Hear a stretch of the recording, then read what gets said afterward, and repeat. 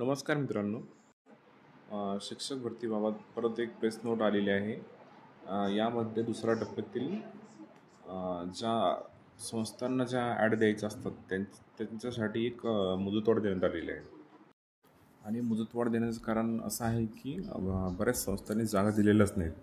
आतापर्यंत काहीतरी 1700 का 1800 संस्थांनीच फक्त रजिस्ट्रेशन केलेलं आहे. तर आयुक्तांना आणि गव्हर्नमेंटला असं वाटतं की अजून जास्त संस्थांनी रजिस्ट्रेशन केलं तर कटऑफसुद्धा खाली येऊ शकतो. त्यामुळे आपण वेट करूया. दुसऱ्या टप्प्यातील शिक्षकांच्या रिक्त पदांच्या जाहिरातीसाठी 20/1/2025 रोजी पोर्टलवर सर्वच व्यवस्थापनांना सुविधा देण्यात आली आहे.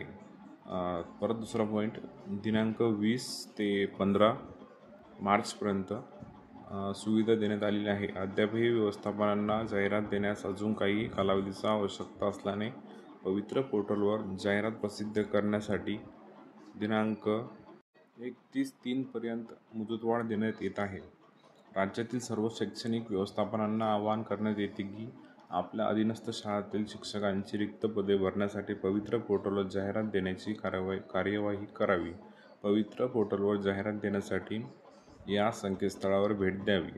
शैक्षणिक संस्थांना भरतीबाबत जाहिरात देण्यासाठी काही अडचणी असल्यास या ईमेलवर संपर्क साधा.